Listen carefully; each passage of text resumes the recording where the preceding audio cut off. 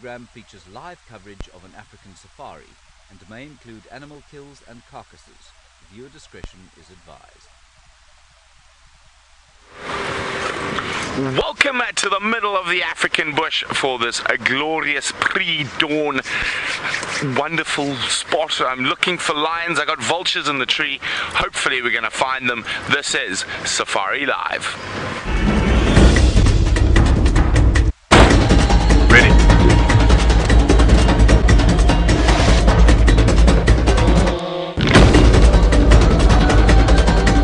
Standing by.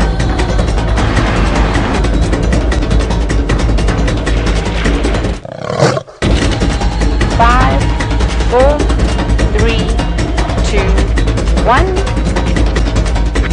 You are live, you are live.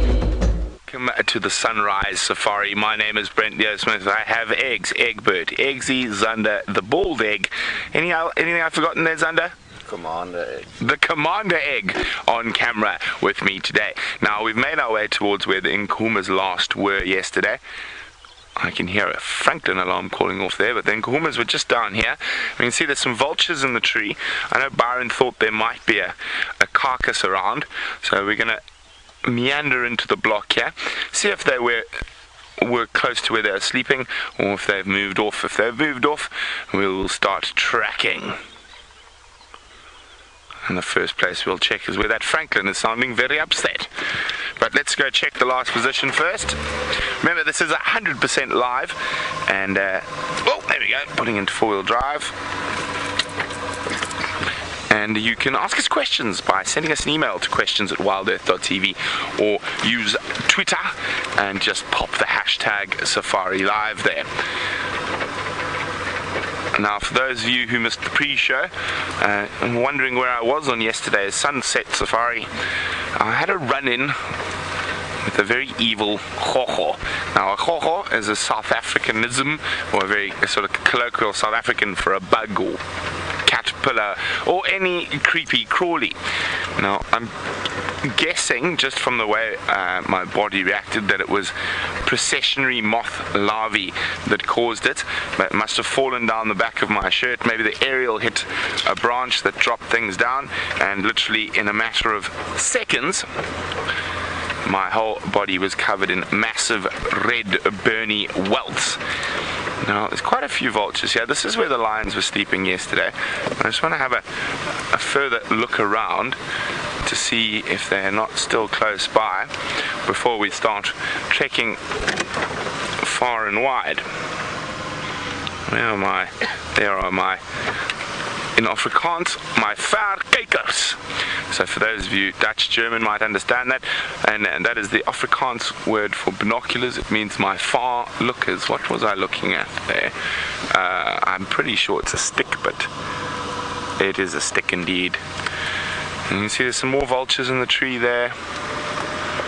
Just have a careful squiz around.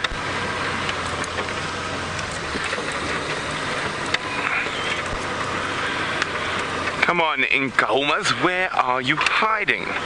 They might have headed down towards the Gallagher Pan for a little drink. Oh, there we go. Jamie is trying to get hold of me. No, I've lost my radio. And there it is. Standing by.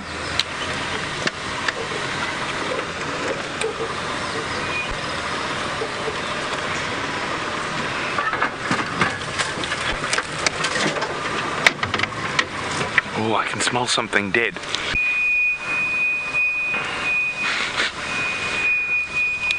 Copy. I smell something expired. I smell rotting flesh. I think it's coming from this general area. Now, the lions have not been moving very far at the moment. Excuse me one second. Morning, Rex. One station following up on the Nkuhumas. They're not in the last position as yesterday, but there's still a lot of Makoti up in the trees, so I'm just having a quick look in the block. Now,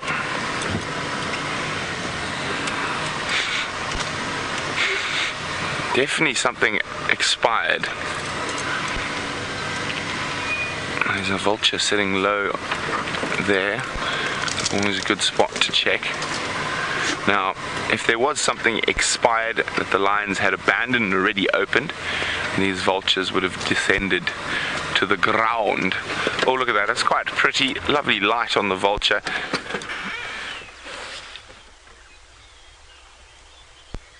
Oh.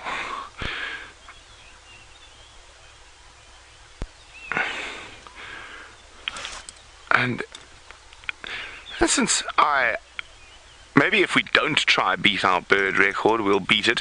So there we go. First bird of the morning is a white-backed vulture. Eggs come across to the dead knobthorn tree. And you see up there is a beautiful bird. That one there.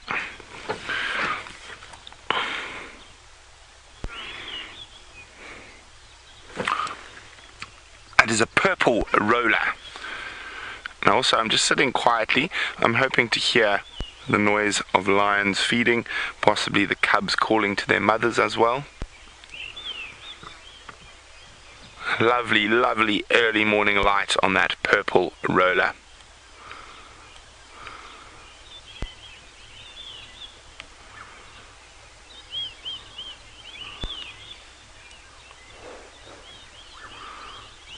Okay.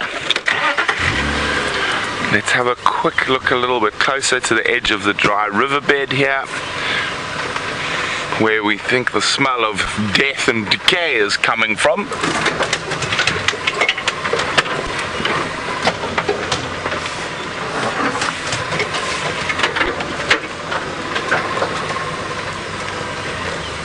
Now the lions are sleeping just up there, but this is a particularly thick area.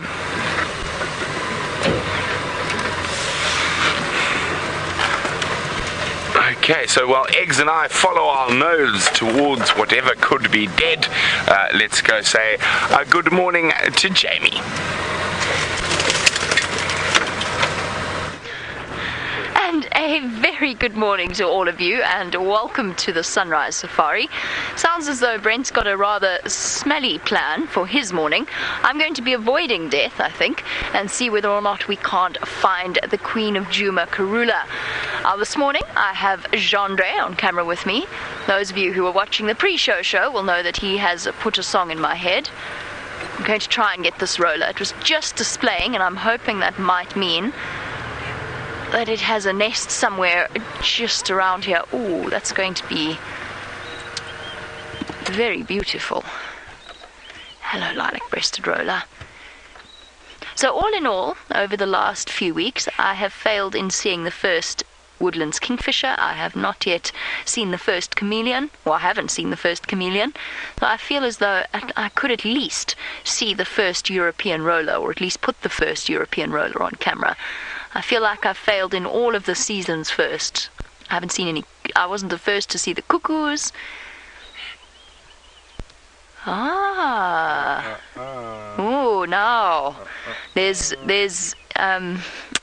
dissension in the ranks. Rebecca says nobody has seen a woodland camera on woodlands. Fisher King. Nobody has put a woodlands kingfisher on camera yet. Gendre, you're saying no. This is a vast untruth. Rebecca, what's happening here? Who is telling the truth and who is not?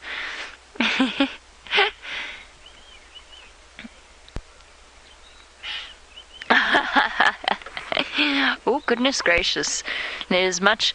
Gendre, did you get it live or did you just put it on camera? No, it was live. It wasn't a great shot.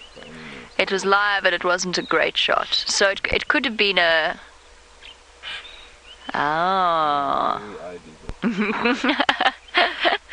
Okay, alright, we're going to cease the argument that's occurring between Gendre and Rebecca, and we'll just put one on camera today.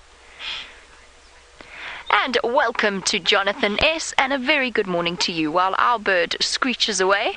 They really do have the ugliest call for one of the prettiest birds. You want to know whether or not... Are you going to roll for us? No, it's going to vanish into the tree. You wanted... Yes, I know. I'm sorry, Gendre. I'll try go forward. wanted to know if there's a difference between a purple roller and a lilac-breasted. Whoop! What's going on? Let's go forward a little bit. Why is it chasing a drongo? No, it's chasing a starling. They're such aggressive little birds. What is this all about? Now where have you gone? There. Roll back a bit. Roll back a bit. Ah, yes, I hear. Ah.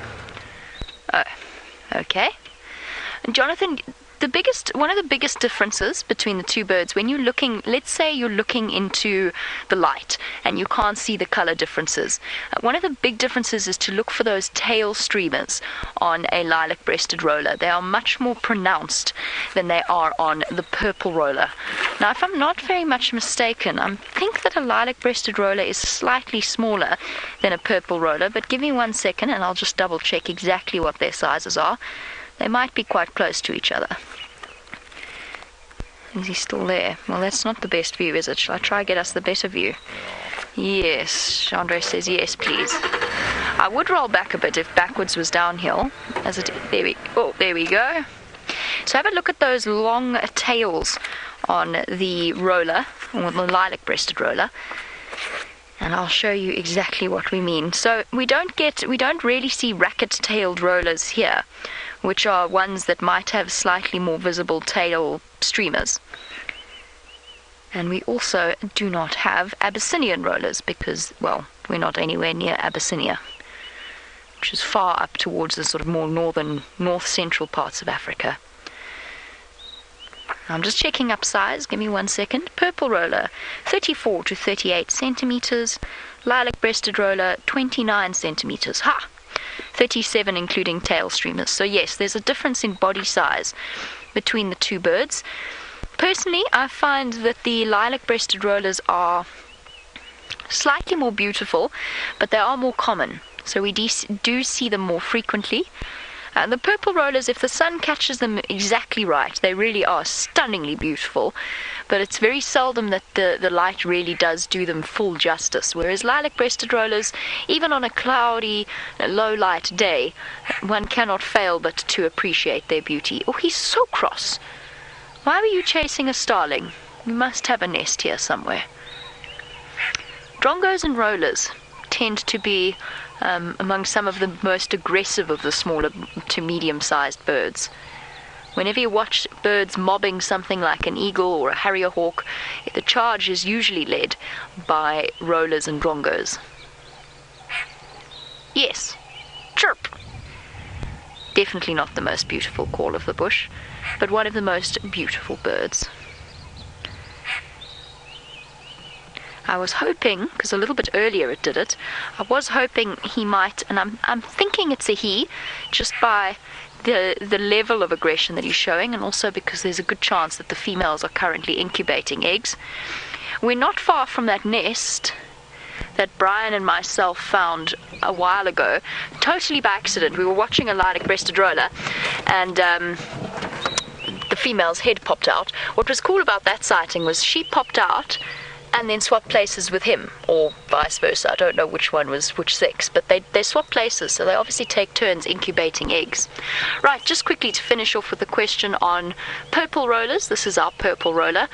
You can see, I wouldn't call it a drab. If you've seen it in the sun, it's not a drab bird, but it is one of the larger of, it's the largest actually, just reading the description, it is the largest of the rollers.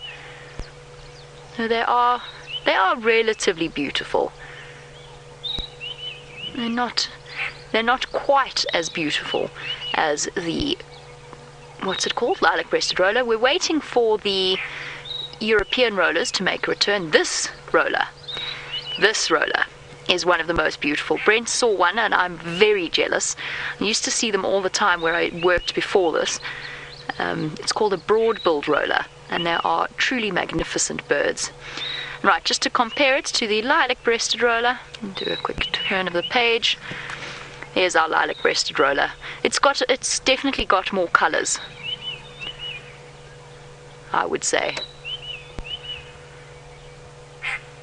It's got a vast number of various blues, greens, purples, and lilacs.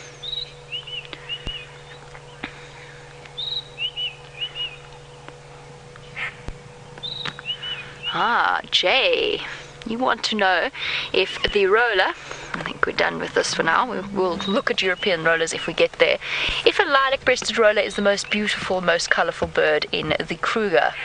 Now that is a matter up for debate, is it not? Certainly it's got one of the most numbers of colours, just to go with a really sort of spiderweb, a very basic definition of colourful.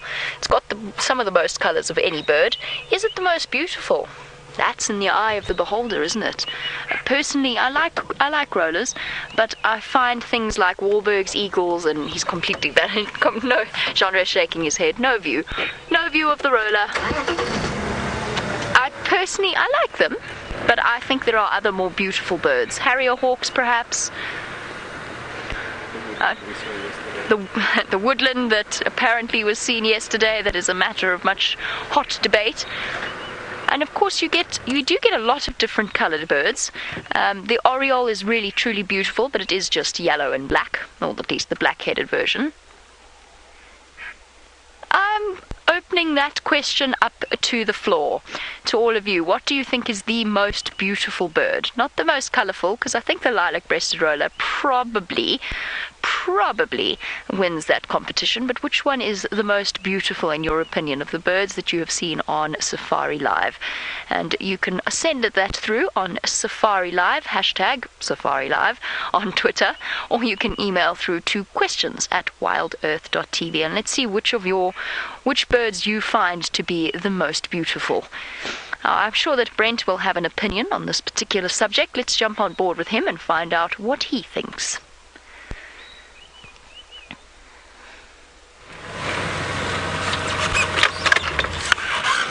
Now, Jamie just mentioned a harrier hawk. It's disappeared by being mobbed by a massive drongos. Now, I'm just checking for the lion track still. So they were sleeping on the road, but it doesn't look like they went to the north. I wonder if they crossed straight across the road. What on earth was that? No.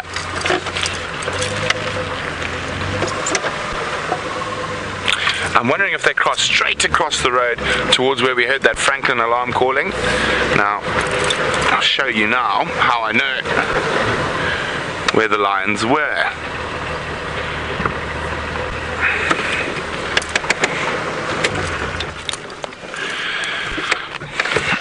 Okay.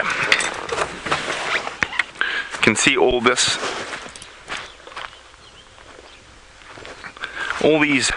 sort of movements on the ground. That's from where the lions have been lying. You can see where the tail's been swinging. So they've been all around here, and I'm just trying to see if I can get one track going in one particular direction. The track's going all over the place. Of course, they were sleeping here during the night.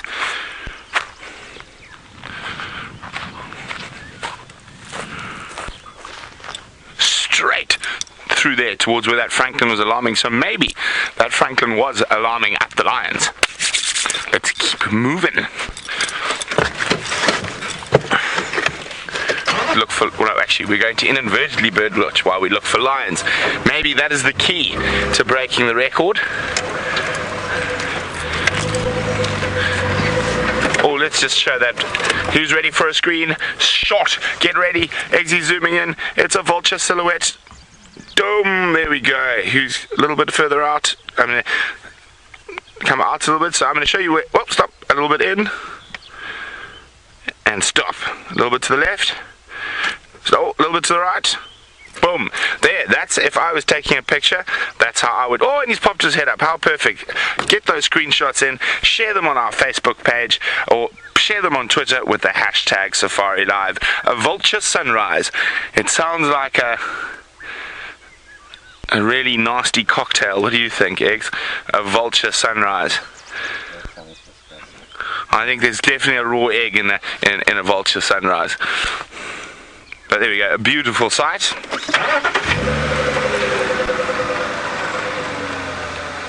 Oh, now we are going to go follow those lion tracks, but I've seen another track that is quite a good one. So before we follow those lion tracks, I want you to look at this track here. You see it there, eggs? There's another one there. These little little dimples almost in the ground. Now I wonder who's feeling like they're a tracker this morning, and if you can tell me what these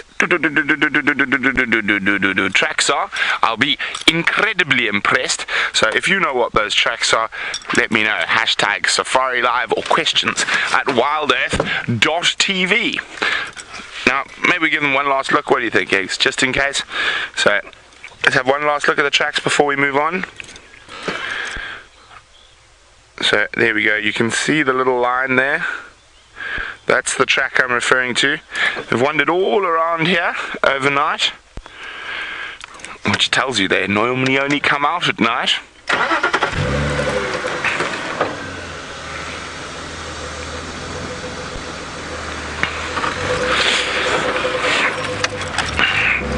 Okay, come on kitty cats. Now I spotted those Nkahumas yesterday in between drive.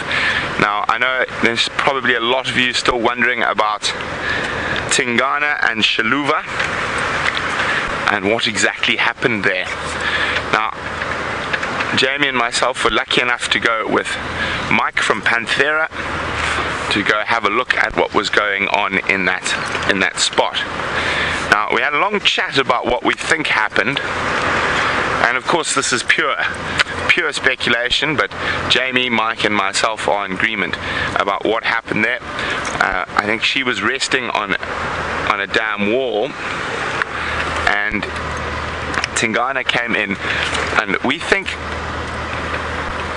that he thought she might be a male, so he's had fights with Djuma and Impala in that area. So I think on that sort of assumption, he just sort of almost assumed that it was a male, and he charged in. Now he bit her first time on the back of the neck and did some serious damage, and you can actually see where the canines have gone in. His second bite, oh baby Impala, yay, the first one. Let's go forward a little bit. That's the first baby Impala. That's a good omen for today. Let's try get another view of them. Got him through the gap. There he is. Hello, little one. That is the first baby Impala of the season.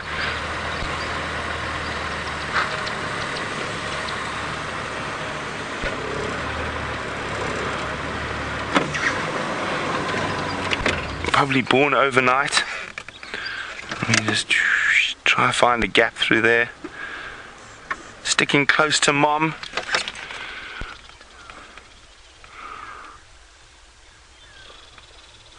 Oh, so cute. Their legs always look too long for their bodies.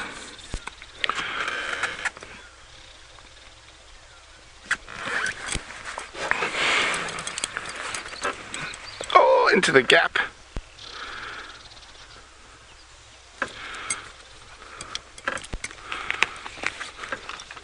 How absolutely wonderful.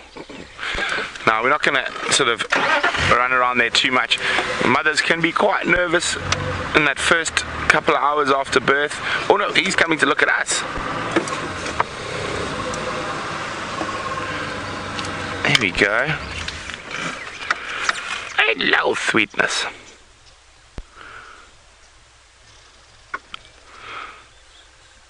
So that's the first.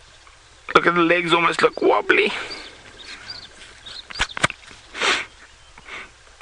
It's incredible, they're able to run in a matter of minutes.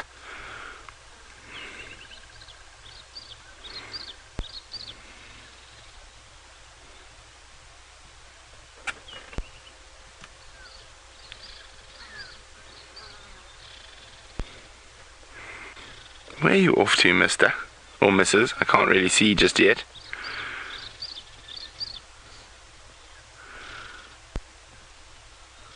Look at that eye just peeping through the bush.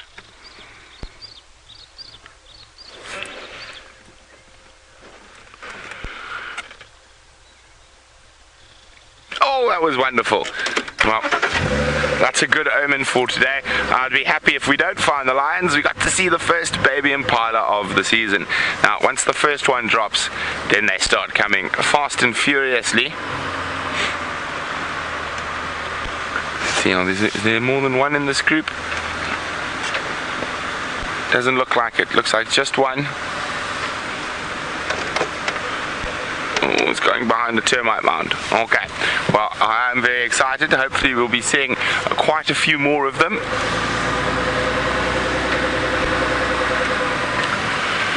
Okay, so no lion tracks there. The lion tracks were heading sort of up towards this general area. So I'm just going to check that they haven't crossed the road. If they haven't, it means the lions are in these thickets here somewhere to my north.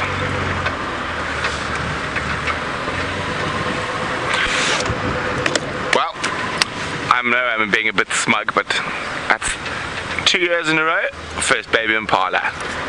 Now for that woodlands kingfisher. I think Scott got the first woodlands last year.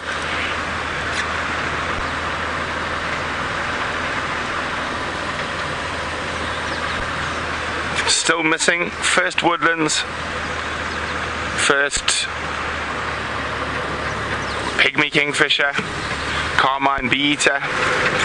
So there's a couple of firsts still to get.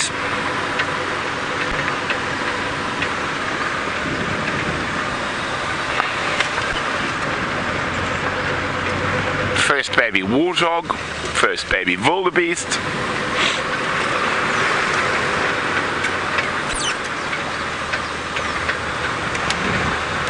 First baby impala in Karula's jaws. No, of course I'm joking, but that's probably going to happen during this time of the year. Once the babies have been born, the leopards really focus in on eating baby impalas.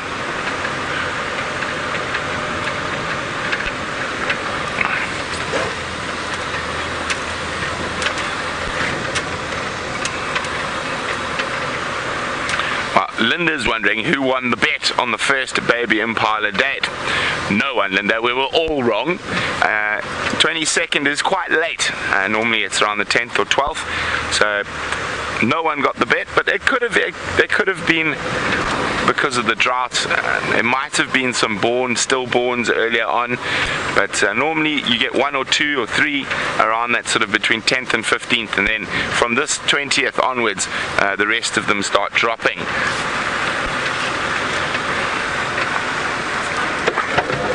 Okay, interesting. We're looking for lion tracks, and we've got leopard tracks. Male leopard tracks, probably Tingana. Oh, I was telling you about him. Good thing the tracks were there to remind me. So we went to go take some skin and hair samples from Xiluva, and everything's happening. The gymnogene's up ahead being bombarded. I'm going to try to catch up with it. Oh, it's been bombarded by lots of... Let's go. Hold on. Oh, now we've got lion tracks as well. I'm going to come back to them.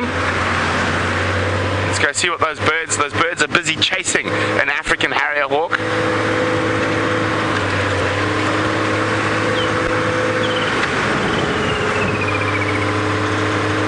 Let's see where the harrier hawk escape. Tingana's still here, marching along. Okay, well, I think that the harrier hawk's got away. But so basically what happened from what we can see, and as I said, the three of us think I think the fact that he probably thought she was a male, and because he's had so many fights in that area, he just immediately rushed in and bit her. And I said the second bite went through her cranium straight into her brain, so she would not have been alive for very long. Now he then fed off only the internal organs when we were there, where we had a look. He hadn't fed off the rest of the body. Okay, no tracks here now. Just hyena tracks, but let's have a look a bit further on.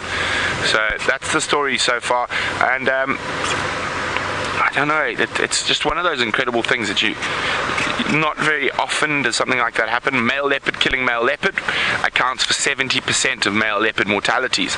So, but male killing female, and outside of it being a cub, it is quite unusual.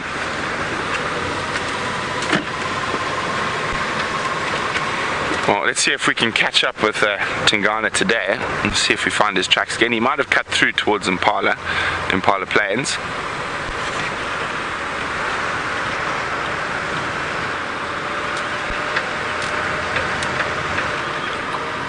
I'll just update the rest of the Rexon and Jamie and whoever else is out.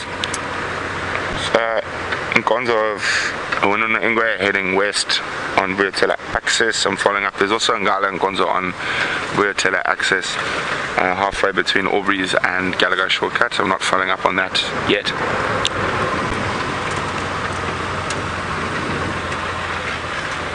Okay, so Tingana quite often likes to do this route.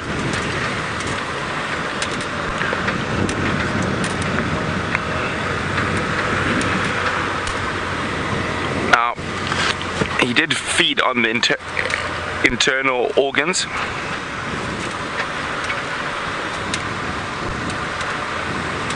Copy Rex. Sorry, Michael was wondering why he fed on her. Now, and it says in lions sometimes it can be a sign of dominance. Well, Michael, I think he was very hungry, and out here, meat is meat at the end of the day. And it's not that uncommon for cannibalism and predators, whether it be lion on lion or leopard on leopard or hyena on hyena from time to time. So it isn't that unusual, but well, I suppose it's not normal, but it's not unusual, if that makes any sense. And these animals can do incredible things, and things you'd never expect them to do.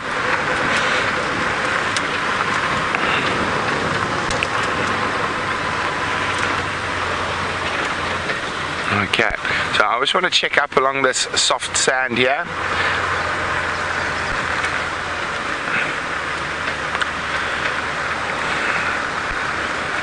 Let's see if there's any tracks up here, otherwise we're going to go check Impala Road. Morning, Steph.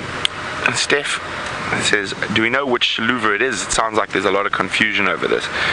Steph, it's Xiluva 2005. And so she was 11-year-old female, not the younger one. I haven't seen the younger one in a long time. I think out of all the presenters I've seen the most leopards, just under 30 different individual leopards in this area, and that's one of the leopards that I have not seen. And Jamie has seen her, Viam has seen her, but the first time I got to see that leopard, she was unfortunately expired.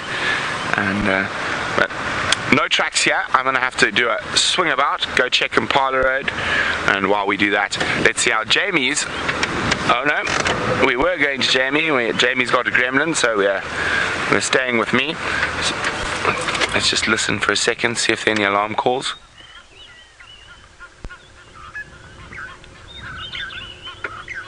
Just the lovely liquid call of a white-browed scrub robin. Egyptian goose flying up high somewhere.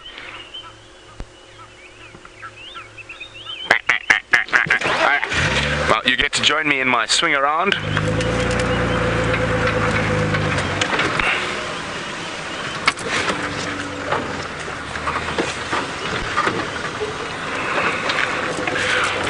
Going to be a scorcher today, and we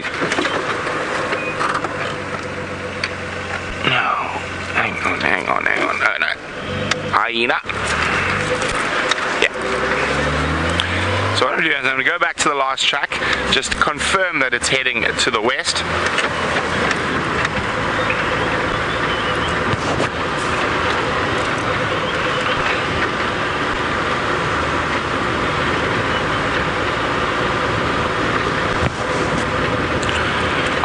It might get close on 100 degrees Fahrenheit today. It started off really warm this morning, no jerseys or jackets required.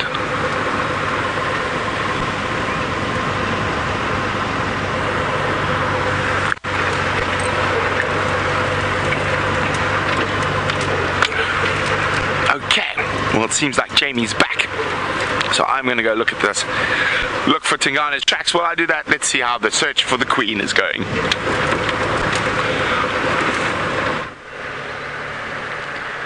While Brent goes off in search of Tingana, we are scouring the southern boundary on our way to Cheetah Plains just to see whether or not the Queen of Djuma has popped back in to pay us a visit. It doesn't seem as though she has, though. I haven't found any tracks crossing back in, only her tracks from yesterday, where she went out. Now, it is, of course, very, very sad news about Xiluva. But that being said, for those of you who are new to these live safaris, please don't villainize Tingana just because of what he's done. Animals play by completely different rules. They're not human beings. They do things for their own reasons that we don't necessarily always understand, and we can't judge them in that kind of way. It's a difficult situation because automatically, as a human being, he's the bad guy. He killed a leopard for no apparent reason, but whatever his reasons were, we won't begin to understand them. And he's not a bad leopard. He just is a leopard. He's just a wild leopard, and that's what wild animals do. And sometimes they do things in completely the most unpredictable ways. In a different way to human beings. Human beings can be equally unpredictable. Now, Jordan, of course, in that situation, poor Xiluva didn't really stand a chance just because of the sheer difference in size between a male leopard and a female leopard. There's an enormous sexual dimorphism just in terms of size between the two. So you want to know how you can tell the difference between a male and a female set of leopard tracks. These are all hyena tracks. Not that I remember what a hyena track looks like. So I'm going to... let me try and find a patch of sun and I'll draw it for you. I'm not sure how clearly it's going to show up now. But let's see if we get to the crest. I might find a patch of sun and then I can show you exactly what the difference is. It's just a size thing. So even at his age now, Hosana, Karula's 9.5-month-old baby boy, at 9.5 months old, his feet are nearly as big as Karula's. By the time he is a year old, his feet will be bigger than his mother's. So there is an enormous difference just in terms of the size of their feet. A male's tracks are probably bigger. They're about twice the size, not probably bigger, they are twice the size of a female's tracks. And we got to, of course, each and every leopard is different. Each and every leopard it's a different size. Xiluva, for example, having seen her and having been up close to her now, or up close to her remains, she was much, much bigger than Karula. She was a big leopard. Okay, let's try here.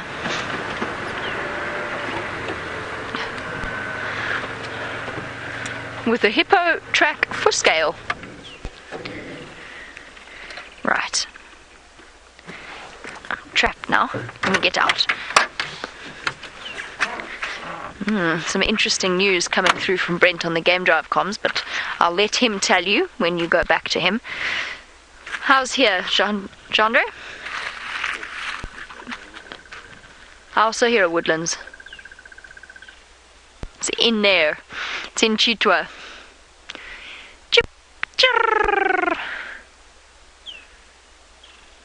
Would you please come out? Okay, we'll get back to the Woodlands question in a moment. I'll keep an eye out for it. And let's not put my shadow in here. So in terms of tracks, this is not the best substrate for drawing. It's not the best canvas in the world. This is probably the size of a male leopard's tracks. Okay, it's not the best track I've ever drawn, but that's the sort of rough size. No, that's a little bit big, but that's sort of the rough size of a male leopard. Female leopard would be roughly half the size. So my apologies for the fact that my skill in this sort of sand is relatively limited, but that gives you a rough idea. They really are about double the size in terms of their track size. Right, Kingfisher, come here. This way. We spoke at the beginning of the sunrise safari about the most beautiful birds. Kingfishers, Woodlands kingfishers are particularly pretty. I was thinking about that. just in terms of the most colourful and the most beautiful birds, and thinking about bee-eaters. I think carmine bee-eaters are particularly beautiful. I'm not sure how many of you feel. And it's not just because I'm a girl and they're pink. They really are beautiful birds. Where's this woodland, Jandre? It's gone quiet now. It's like it knows we're looking for them.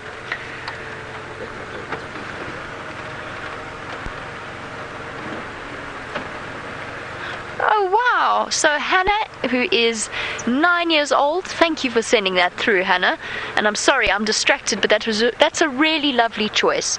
Hannah says that the white-bellied sunbird is her favourite, and I think, Hannah, we should show everybody a picture of what a white-bellied sunbird looks like, although pictures never quite do birds justice, do they? You just don't quite get that shimmer in their feathers. Go forward a little bit, wait for the woodlands to come up, and I'll show you a picture of Hannah's white-bellied sunbird. Sunbirds are beautiful. I was thinking about the shrikes as well. There's something called a gorgeous bush shrike, which is really, truly beautiful. We don't see them here. Come on, Kingfisher, out you pop. Let's quickly find Hannah's white-bellied sunbird. Oh, goodness, there are so many sunbirds. White-bellied. There we go. That is Hannah's white-bellied sunbird, her most beautiful bird. And the feathers shine in the sun, and that purple band is very, very prominent. Oh, it's moved further in. I can hear the woodlands kingfisher. In fact, all of the sunbirds are beautiful and very delicate looking when compared to the lilac-breasted roller. Jandre, what do you think is the most beautiful bird? No, you said marabou stork. Yes, I remember now. Yeah. I think of all of the birds, I think it's safe to say that the marabou stork is probably not going to win awards for the most beautiful. It is not winning any beauty contests, Jandre. Yes, I'm sure they have lovely personalities, and you're right, that's not all about looks, and everyone loves a bird that feeds off rotting carcasses.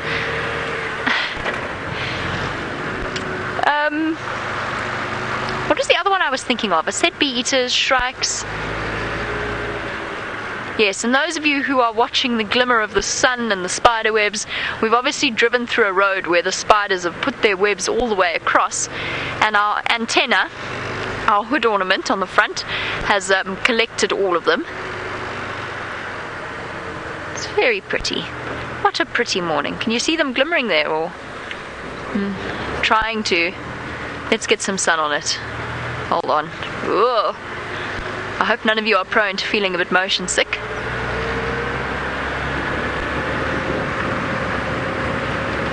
Oh, it's so green here. You see them? Oh, sorry, move my head. There we go. Jamie's large head was in the way. Yes, we have been collecting spider webs left, right and centre. I will never forget one of the girls that I did my guide training course with. She was absolutely petrified of spiders. And in summer, we used to drive next to a large river and collect the massive spider webs of the golden orb spiders, sometimes with the spider still attached. And she went from, because safari vehicles usually have 3 rows of seats, she went from the middle seat to the back seat without touching the middle. No, she went from the front seat to the back seat without touching the middle. She was running on the spot, shouting 9. She was German. 9, 9, 9, 9, 9, 9, 9. Because a golden orb spider had fallen into the vehicle with her. And after that, one of us always used to sit in the tracker seat with a stick and collect the spider webs on our way. And I learned very quickly when guiding guests, they really don't appreciate it when a spider lands in their lap.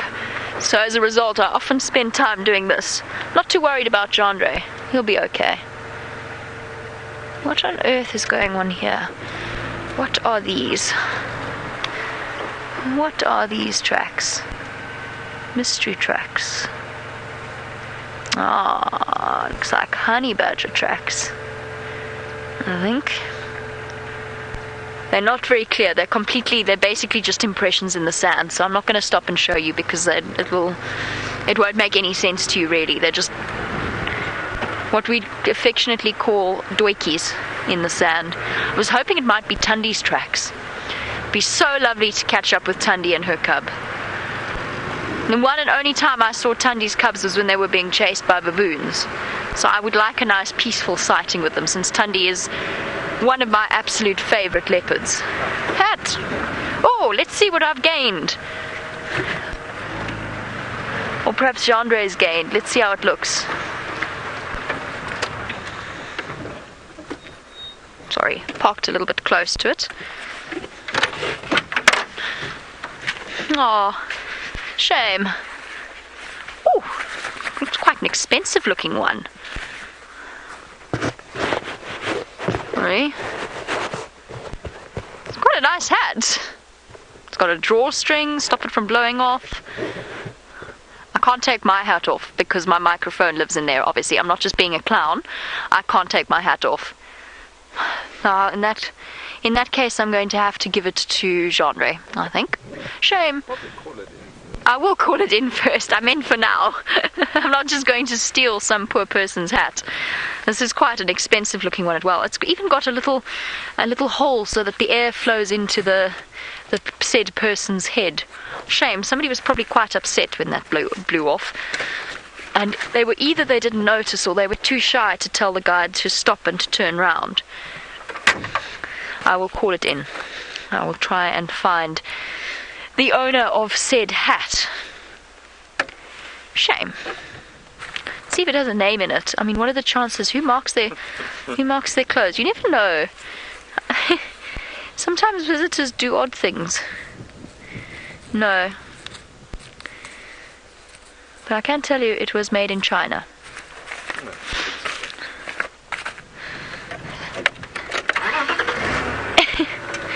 Right.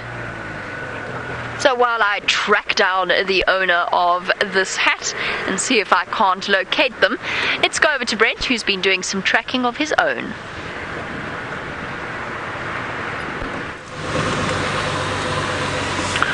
Okay, well, it looks like now a female leopard might have joined us. So there's tracks of a male and female leopard. They've gone into this very thick area here. I'm just doing a loop around to see if any tracks come out. Now, interestingly enough, earlier this morning, Eggsy told me he heard something that sounded like fighting, but not lions. So when I made the noise, he said, yes, that's it. So there is a possibility that these cats could be mating.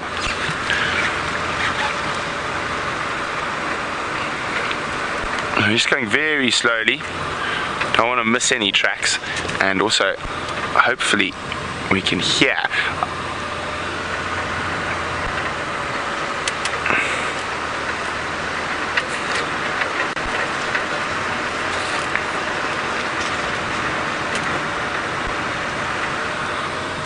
Oh, no tracks yet.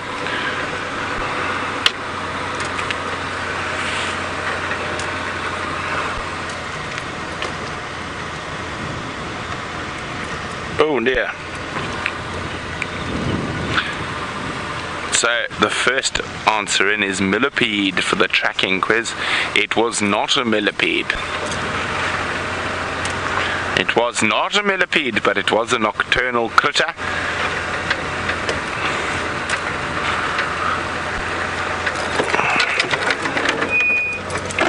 Okay, now for those of you who might be new, when you see my head hanging off the side of the vehicle like that, it means that I'm looking for the footprints of the big cats.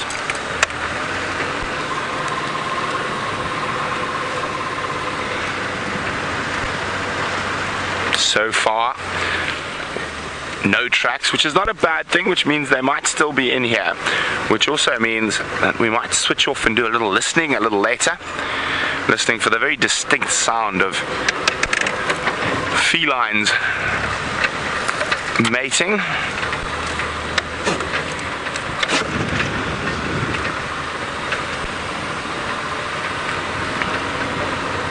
Let's hope they haven't crossed it north into Buffalo's Hook.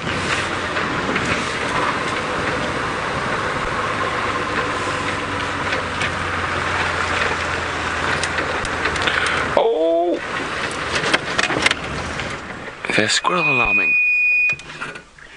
No, it's a funny starling sound. Very well done to Claire, who's spot on. Indeed, it is the tracks of a scorpion. Judging from the size, more than likely, and where it is, a Pistothalmus, one of the Pistothalmus species. Also known as shiny burrowing scorpions. Probably our most common family of ground-dwelling scorpions here on Djuma.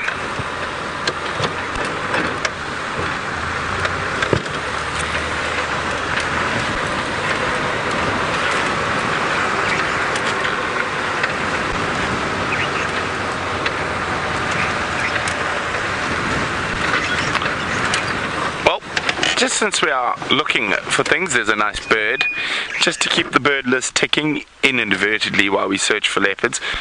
And there we go.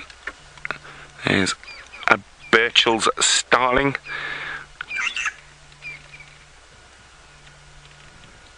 Now, of course, when we stop to look for birds, it also gives us a chance to listen.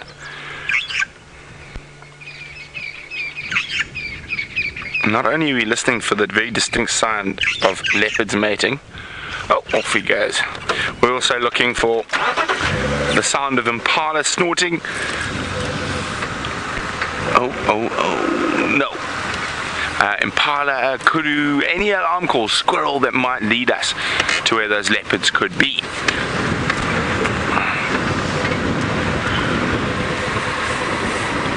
So on average, leopards will mate every 15 minutes for 3 or 4 days. They can move quite vast distances. Normally, the females will follow the male out of their territory in search of him, and while he goes on his territorial patrols. Oh, well, there's a lone buffalo bull by the looks of things. Oh, he's coming towards us.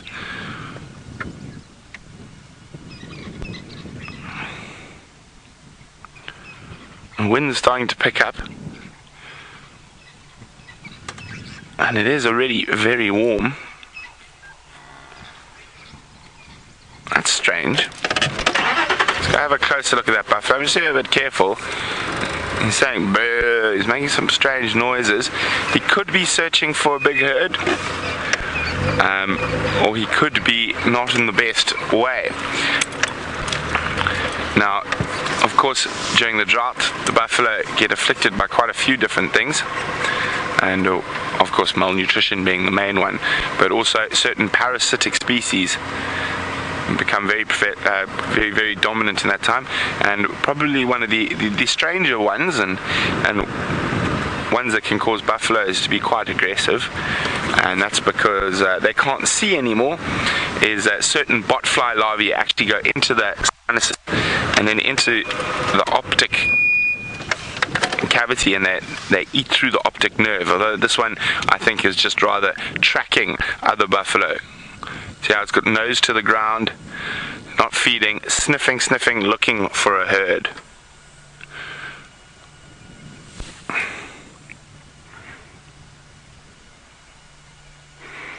And at his back feet eggs, just to keep the bird list ticking. Oh, catching insects that are disturbed by the buffalo. There we go. Is it a greater blue-eared, or is it a Cape glossy? We're not going to be able to see till he steps into the light or flies away. Was that? There we go. He's landed. Let's have a quick look to ID the bird there. Eggs to the left. A little bit more. It's up in the tree now. Up. Oh, he's back down on the ground. A little bit more to the left. There we go. What we're looking for is dark ears, and that one doesn't happen, so it's Cape glossy starling. Another one for the list.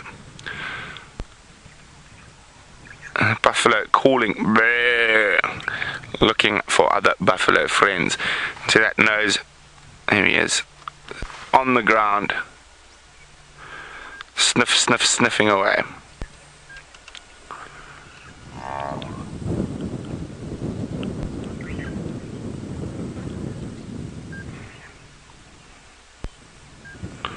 Sorry guys, just to be on the radio for a second. Standing by.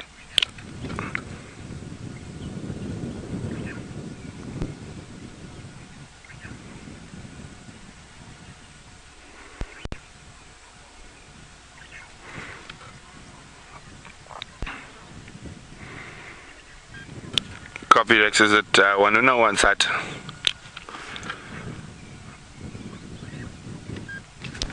Copy, thanks. I think Jamie's closer, she might give you a hand in that area. Oh no, sorry, she's gone east. I'm going to keep following this one unknown Konzo. It hasn't come out of the block yet. I'm going to check back towards the northern end of Aubrey's. Okay, so Rexon's found female leopard tracks, but way down south, so that could be Karula. We're going to keep following these male and female tracks here. Herbie's up, standing by Herb.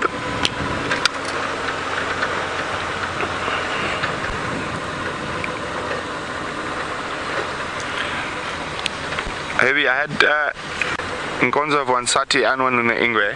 They go into the block between Aubrey's and Sandy Patch, and then there's also Ngala and Nkonzo on vertical axis halfway between Aubrey's and Gallagher Shortcut.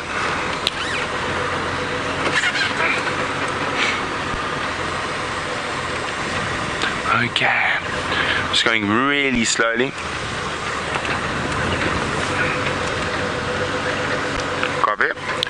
We're just going very, very slowly. Oh!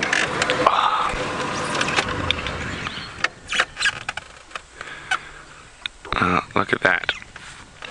There's a little bug. Where must I put it? There. I think you saw one of these. Oh, I'm just trying to. The light's really bad here. Let me just keep still. One of these with Jamie, and it was crawling all over her. Now, it is a beetle, and I've absolutely forgotten its name. I'm going to have to go look it up again. But you see how it's got those yellow spots on it? There's a very important reason for that. It's a mimic. And what it's doing is mimicking a blister beetle or a meloid that can spray formic acid. And this one is a male, and you can often tell male beetles if you look. Oh, in full zoom, X. If you look at his antennae, you can see they're feathered.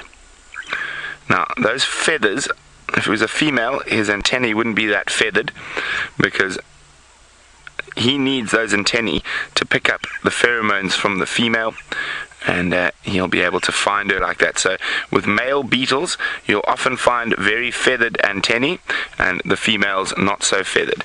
But those little yellow spots, he's trying to mimic one of the very poisonous beetles, the meloids, or the blister beetle family. This one in particular is completely harmless, and I'm going to have to double check on his name for you. I've just drawn a complete blank. I do know him from I've known him from a couple of, I've seen them quite a few times in the summer months, but go look for ladies somewhere else. There we go, mister. No lady beetles in our vehicle.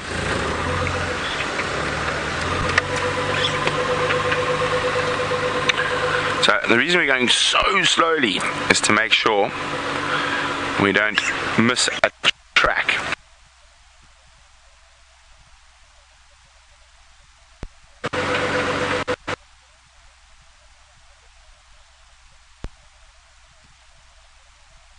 Slowly. Oh, we've got a herd of Impala coming up. Are we going to see the second Impala baby?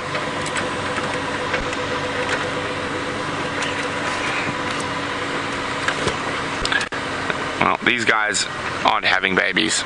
Those are all males on the left, girls on the right.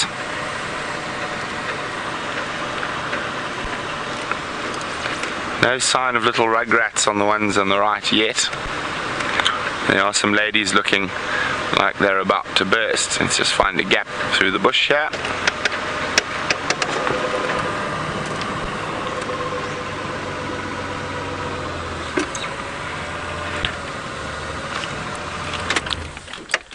Here we go, some very pregnant females through there. Now James Baz is wondering, won't the lambing of the Impala be a boom for the lion and the leopard? Most certainly it will, James. Well, leopards particularly for the Impala, but baby wildebeest is something that lions like a lot. There we go, that female, the last female coming through, she's very heavily pregnant.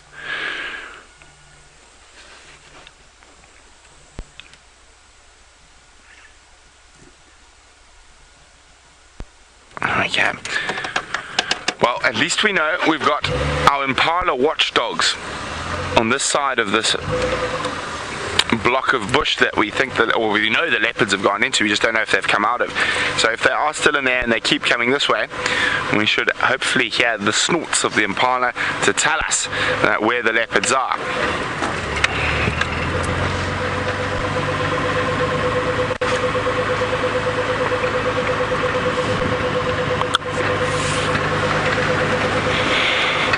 There's still no sign of them coming out.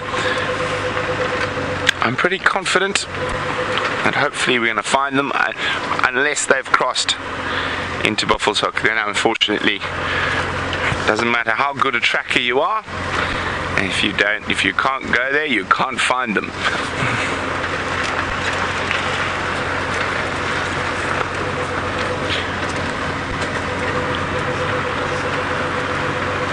Okay, I'm just going to chat to Herbie quickly.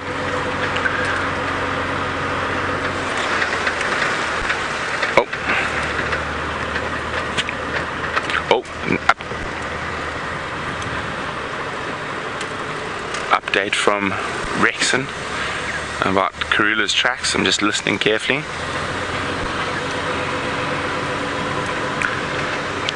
Herbie.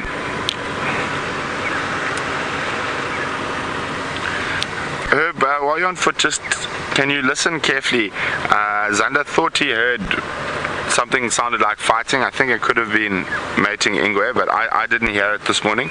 But so just keep a listen out. If you do hear something, please let me know.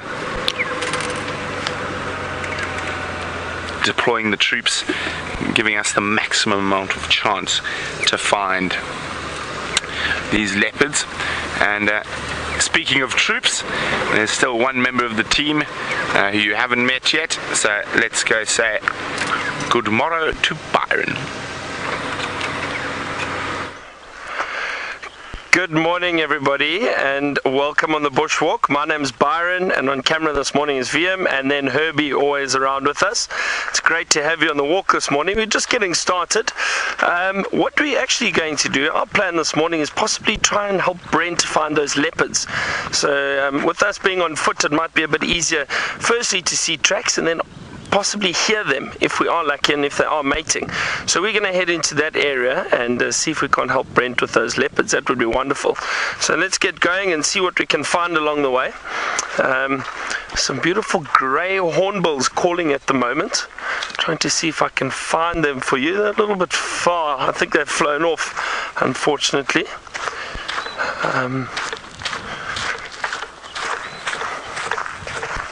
See what else we can find. Any tracks along here? Dale, you want to know, why do big cats fight during mating? So it's not necessarily a case of them fighting. I think what happens is they do get a bit aggressive, and the reason for that, and Dale, if I can explain it like this, what happens is the females, when they present themselves, especially for leopards, let's take leopards for example, when the females present themselves to the male, and that's the thing, it's the females that go and present themselves to the male doesn't really have to do much, he just needs to have a big territory. So what happens is, while the female comes and presents herself and the male mates with the male actually has a slightly barbed penis, and what happens is it hurts the female. So you'll see when the males do mount the females, and they actually bite the back of their neck, and what happens is, the reason they do that is to try and, one, the theory is that it tries to relax the female, and also to prevent her from turning and hitting the male when he is mating with her, because it is quite painful for the female. When the male gets off the female, she'll often turn around and swipe and try and hit him because it is sore. But the reason for that barbed penis is it is to try and induce ovulation. So hopefully that the mating that they are doing is more successful. So that's why they have that. But that's usually when people think, oh, they're fighting, but that's what happens, and that's part of the mating process. And you see it a lot, especially with leopards. But lions do it too. Obviously, lionesses will get quite upset. Similar reaction to the male lions. But with leopards, you often see this the male jumping off the female, and the female turning around and swiping and growling, and a lot of growling. So it can be quite an aggressive affair, but it's very short, literally a few seconds with each mating session, and from then they do that fairly regularly, every 10 to 15 minutes for about 3 days to 5 days.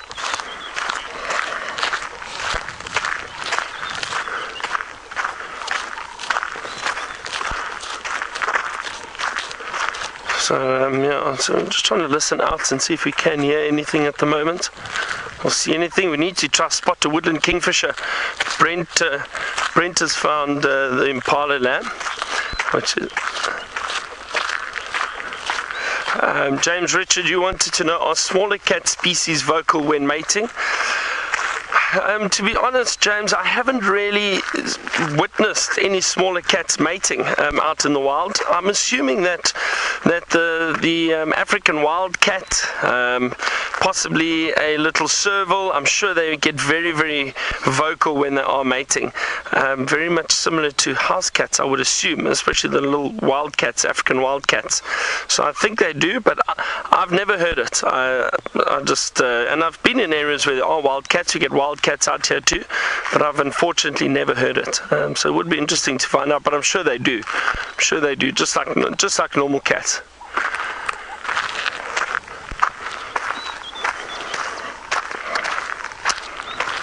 Trying to look for any tracks along here, just to see if we can find some lion or leopard tracks. I know Brent did have quite a few this morning, but quite a bit further along, not just in this area that we are now. Can hear some parrots calling, but again, they're very, very far. I think they're actually, if we have a look, they're probably in that tree. We can see them. I can just see some fluttering about. It is a little bit far for us.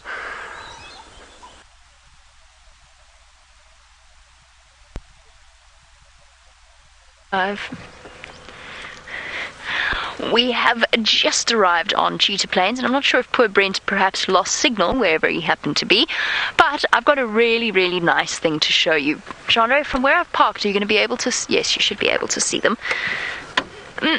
I'm going to try and detach myself from the various cables. The various cables of the vehicle. This is just a minor topple out of the car. It's fine, all under control, promise. Got something absolutely adorable here, that at first I went, there's a leopard, we've missed it, it's going straight towards the Annette's boundary. It's not a leopard, and the reason that I know it's not a leopard is because here are Mom's tracks walking all the way along this road. So these are lion tracks, and those of you who are familiar with the Cheetah Plains area, you'll know exactly what it is that I'm talking about.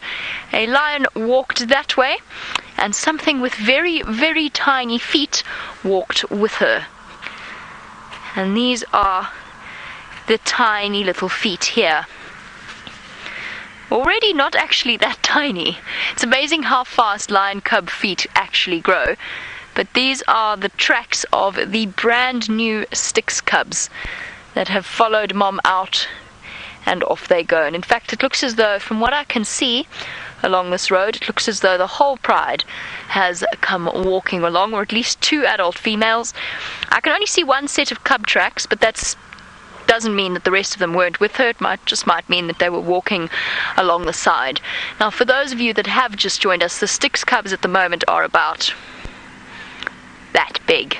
I'm really, really hoping, I was really hoping that we have a chance to see them. Unfortunately, the Annette's boundary, which is outside of our Traverse area, is about 100 meters or so that way. So the fact that I haven't been growled at because they would have growled at me at this proximity. The fact that I haven't been growled at while I'm out of the vehicle tells me immediately that unfortunately the sticks have gone outside of our traverse area. But I might go and patrol that boundary, just, you never know, just in case. It would be very nice after the sadness of the first litter of sticks cubs. It would be really very nice to have a positive sighting with them. Have a chance. Sorry. Just hold on 1 second. I'm just listening to the game drive comms.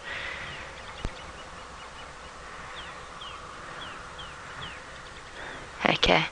They found the tracks on a net. They found the tracks further on a net. Sorry, that was all I wanted to listen for. It was good timing, actually, from the moment I plugged my earpiece in. The game drive comms are a way of us communicating with other guides. Sometimes they work better than others, but we sort of can combine our skill and our time in finding them. Oh, Maria, I'm sorry. You wanted to know how big an adult lion print is. Roughly the size of my hand, but I'll try and find you a better example. These are all a little bit rough around the edges, but I suppose they will serve our purpose. Somebody's already been here and seen them. Sorry, Maria. There we go. There's a good one. Here's a good example, just to answer Maria's question quickly. Maria wants to know how big an adult lion track is. Hopping out one more time. This is how big an adult lioness track is. Can you see this one, Jandre? Can. So, slightly smaller, of course, than a adult male lion. An adult male lion would be a little bit larger than, just a little bit larger than my outspread hand. But this is the track here. These are the back. This is the back of the track. The 3 lobes at the back. And these are the 4 toes. So it tells me that this animal's going that way. And then crisscrossing on top of her tracks, as we always see with little baby animals, is the cubs weaving around her. A lovely set of tracks to see first thing in the morning. I have to confess it would be lovelier still if they were going that way. But alas, they are not. They are on a nets. But we'll just have to keep trying with the sticks. I really want to see those brand new cubs. Chandre's sad. His lower lip is drooping. I'm sad too, Chandre. Next time. So there we go. That gives you an idea as to how big a lion's footprint is. Already at just a few weeks old, the lion cub's tracks are nearly as big as the female leopard's tracks. And the reason that we know they're not female leopard tracks is, first of all, the toes are bigger in proportion to the back of the foot. And secondly, they're weaving in and out of an adult lion's tracks. So you never ever see lion cub tracks on their own until the point that they're big enough to be unmistakably lion rather than leopard. Now there is some serious work happening at Djuma Dam. They're busy strengthening the dam walls, which is basically it's a water hole here. So you might see some large graders and various earth movers. We might even see a cat, a caterpillar grader. But let's see how we do. We can't not have cats this morning. That would break our cat streak.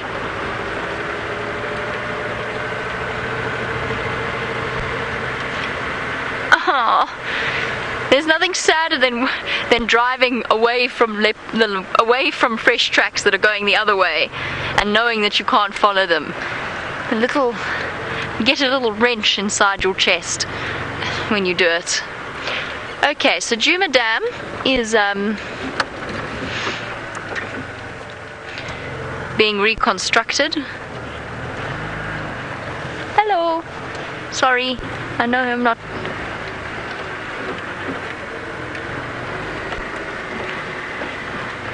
Okay, now which way? Which way should we go, Jandre? This way, I think. Away from the noises.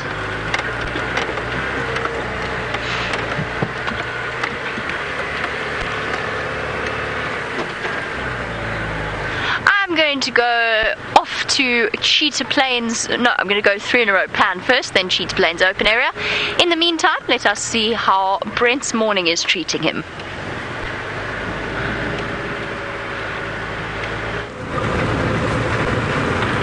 I got a call on the radio from Rexon that he found Krula and I can't hear. Something chased her, so I'm rushing to that area to see what's going on.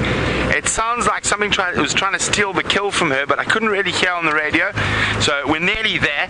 So exciting times. I don't know what's going on. Rex is going to keep trying to follow Krula. She might be heading south to fetch the cubs.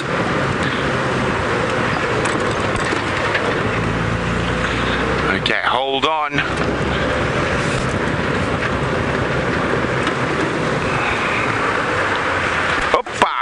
Okay. So he found her in pretty much the exact same position. We found her a few days ago on that Diker kill, and I couldn't really hear what he was saying. So I just decided we'd get to this area as quickly as possible. Byron and Herbie are heading towards those tracks we left. See if they get any luck there.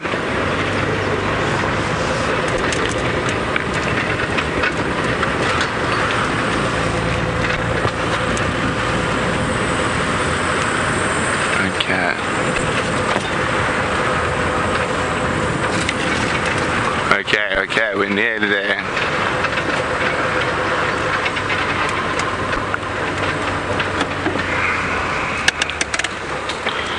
Okay. I'm trying to see where Rexon's tracks were. What was trying to... Let me just get hold of him quickly.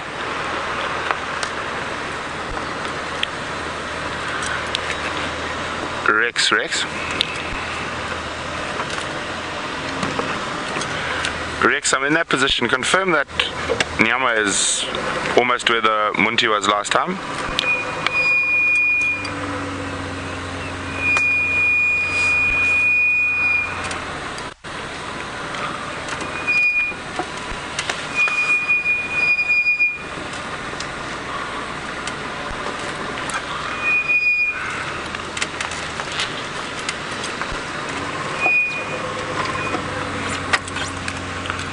Copy, and then you think she went south from here, maybe to fetch my Bimpan.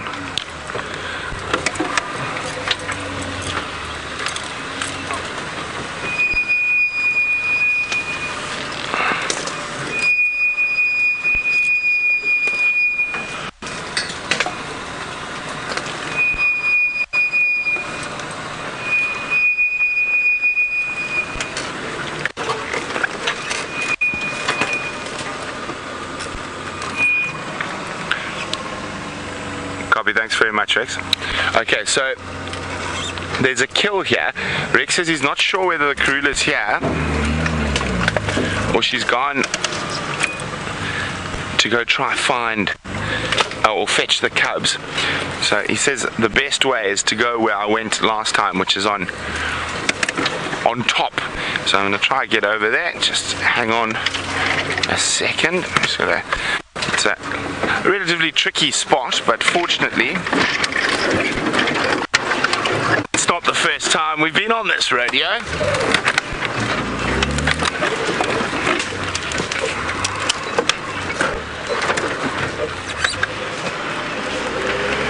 So she could be lying up on top, and we're not sure. So anyway, while we try maneuver through this difficult spot, let's go see what Byron's up to on foot. Watch your head, eggs.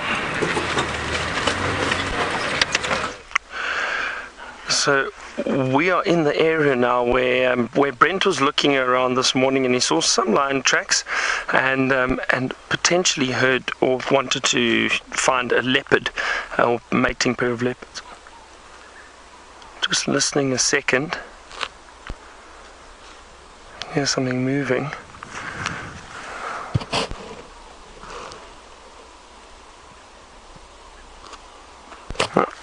But have a look here, everyone. Here are the lion tracks that we were looking for, or the lions that we are looking for. Here's a beautiful lion track over here. One of the lioness or lionesses, but there are 2 tracks of lionesses here. There's another one just off to the side. So they've walked all along the road, and it looks like they were chasing buffalo, which is very interesting. We could see the scuff marks of where these cats had run, and also where the buffalo had tried to turn and were running across the road. So who knows, we might find these Nkuhuma pride on another buffalo kill. That would be very, very interesting. So what we're doing now is we're just walking very carefully and trying to listen out. It did sound like we heard some zebra alarm calls earlier. So it's very exciting. It's wonderful to be able to try and track lions on foot and hopefully find them, especially if they're on a kill. It's definitely heating up a bit at the moment. Temperature's getting very, very warm. So his tracks head all along the road. Beautiful clear tracks from early this morning or possibly last night. But very, very fresh tracks walking along here. I can hear a squirrel alarm calling, but I think maybe it's alarm calling at Herbert. He's up ahead. It could potentially be alarm calling at him. And the thing with walking though is you've got to constantly scan. We saw it the other day. We were watching some elephant, which was a wonderful sighting. We could see and hear the elephant moving through the bushes. And before we knew it, there was a buffalo that stuck its head up or out of the bushes just to our left. And we didn't really notice it until Herbie spotted it. But it just shows you've got to always scan and always be aware of what's around you when you are on a bushwalk.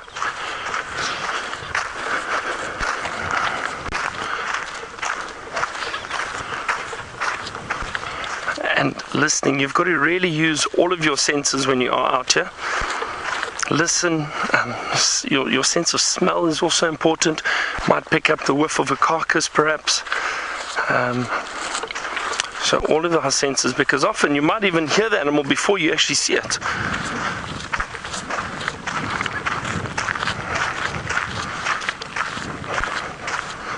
Let's have a look here. Still got lion tracks going along the road.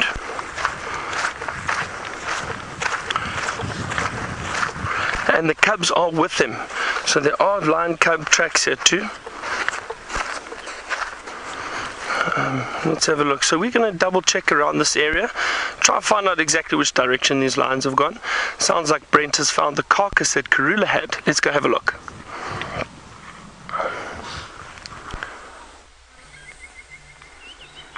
So we are here in the exact same position where Karula had a duiker a few days ago, and she's caught another baby Inyala. Oh, copy Rex, I'll check down towards Twin Dams. There we go. So I'm pretty sure she's gone to fetch the cubs. Oh, Eggsy in front of us, quickly. No, don't fly away.